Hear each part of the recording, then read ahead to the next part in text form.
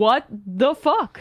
What happened? That was legitimately jarring to watch because It's not just that the play is one of the dumbest plays in the history of the NFL. it was so dumb. It's also that it had significant ramifications this late in the season. It's week 15. They're trying to get in the playoffs. The Patriots are not going to make the playoffs probably because of that play. Because the Jets and won. Chargers are ahead of them, and the Jets with that loss are ahead of them. Still, I think, and they have better odds. Maybe the record may be a different story, but I forget.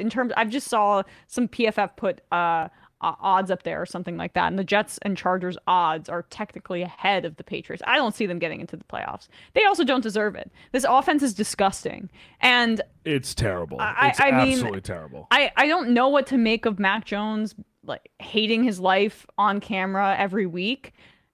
Except for the fact that it's clear that Matt Patricia is completely out of his depth, and rumors are that they're going to go after Bill O'Brien to be the OC, who's at Alabama at this point. But it's like, okay, they need a refresh on. And can they just stop doing this stuff?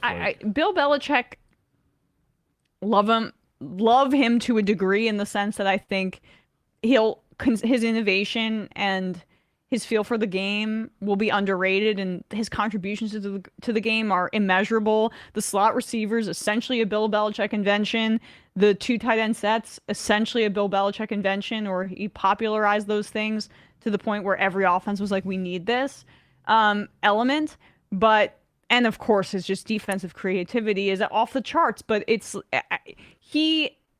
I feel like is at a point where he doesn't want any new people in the building because he's retiring soon. But you're hurting the players that you have. He's like almost desensitized to the guys that are churning in and the younger guys. And I want them to have good careers. I feel for guys like Ramondre Stevenson, who's playing really well. And Mac Jones, even if he is like being a little whiny. He has the right to be. They have no fun up there. It's military style. Look at how he played with Josh McDaniels, and look at how he was playing last season with Josh McDaniels, literally getting to the first round of the playoffs as a rookie, and now he's playing in this clogged toilet offense for Joe Judge and Matt Patricia, where I'm sure there's there's still some friction as to who's kind of fully in charge, who's calling plays, and what's being called, and what's being prioritized. I mean, as much as it looked like a really silly decision and throw by Jacoby Myers, you watch him in the post game. He was very remorseful, took a lot of blame for what happened, but he basically was like, that wasn't the plan. Yeah. So it's like, okay, if that's not the plan, why A, does Jacoby Myers not know that's the plan, and B, why are you running a draw play in week 15 when the game is tied? It made no sense. I don't think Ramondre's backwards pass was bad because there was zero. They needed to keep the ball moving because he was unable to get out of bounds at that point. Right. So there's 0 points on 0 on the clock. Right. No timeouts. The play, you have to keep going with the play. So he passes it back to Jacoby Myers. It was just inexplicable for Jacoby Myers to pass it directly to Chandler Jones, who then, curb stomps Mac Jones. Really, one of the most vicious stiff arms I can remember. Mac Jones was basically on his knees, and Chandler Jones was like, right into the I was dirt. debating. Sorry. I know, it's okay. You dropped your phone. I was debating with somebody about if Mac Jones was at fault there. But, I mean, he's not the best athlete. Chandler Jones, former Patriots star, just takes it to the house. And the Raiders having a bit of a late game resurgence, or late season resurgence, I should say, setting up hopefully a better year for them next year. But at the same time, it's just inexplicable. The vibes out of New England, despite them not being, a bad team records wise, it's like worse than what we saw with the Vikings. And you see when you get a young offensive mind in there as the head coach who also treats his players with a bit more respect and has a more modern approach. it's going to make all the difference once it eventually happens in New England. You can't fire Bill Belichick. I understand that. It's just there's no way. But he should probably leave at this point. But the interesting thing though is like I think we've said this about certain people before. Like for example, like the Spurs, for example, are at this moment like one of the worst teams in the NBA. Nick Saban in Alabama is good for at least 1 to 3 just calamitous special teams fuck ups in important situations.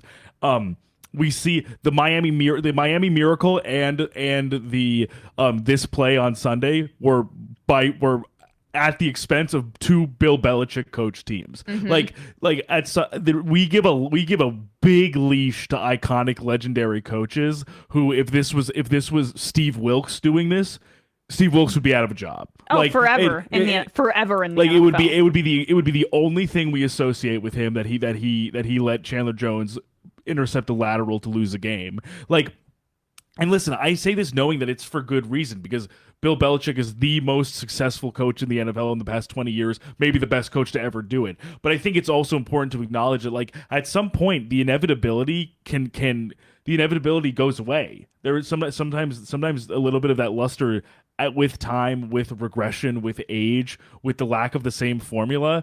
It doesn't persist for everyone forever. Yeah. Like he's had an amazing run. He's had an amazing run, but he is fallible, and there are clearly sometimes there are points with both personnel decision making and certain scheme or certain strategy and certain game time like in game decisions where he misses the mark. Yeah, there's a lot of things that are coming back to bite him that I think were masked previously. His inability to draft a wide receiver. Yes. His overvaluing of intelligence in receivers or what he perceives as intelligence, as opposed to athletic ability. He can't scout them because he really only cares if you are going to do your job as opposed to being an athletic freak. You got to have more faith in your guys to be able to coach them. That's that's one element of it. Whereas he's an amazing defensive scouter, though. Yeah, like I mean Kyle he is, Duggar, but he Jack also Jones. But you're so right.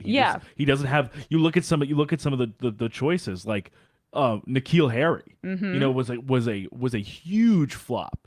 Right. Like was basically while he was with the Pats unplayable.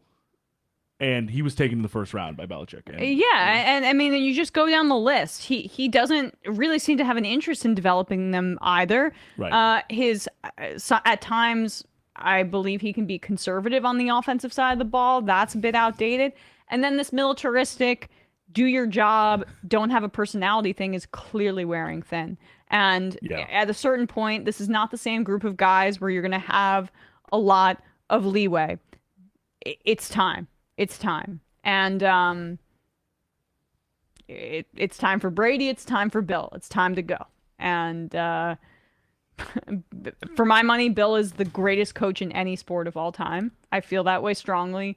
So it's sad to see him go out like this. But better he goes out like this year than he then go another year and have like I just don't think this is going to get better. The players are miserable and you can see it in every facet of the way that the team looks. And if this Matt Patricia Joe Judge experience continues after the season, it's very clear that this is like I would almost say at best it's a band-aid on a larger problem, and at worst it's essentially a safety blanket and coping mechanism for Belichick to like not bring in outside minds, outside voices. It's not for the better of the team. It's essentially seemingly for his comfort level with personnel and coaches that he's worked with before. Mm-hmm.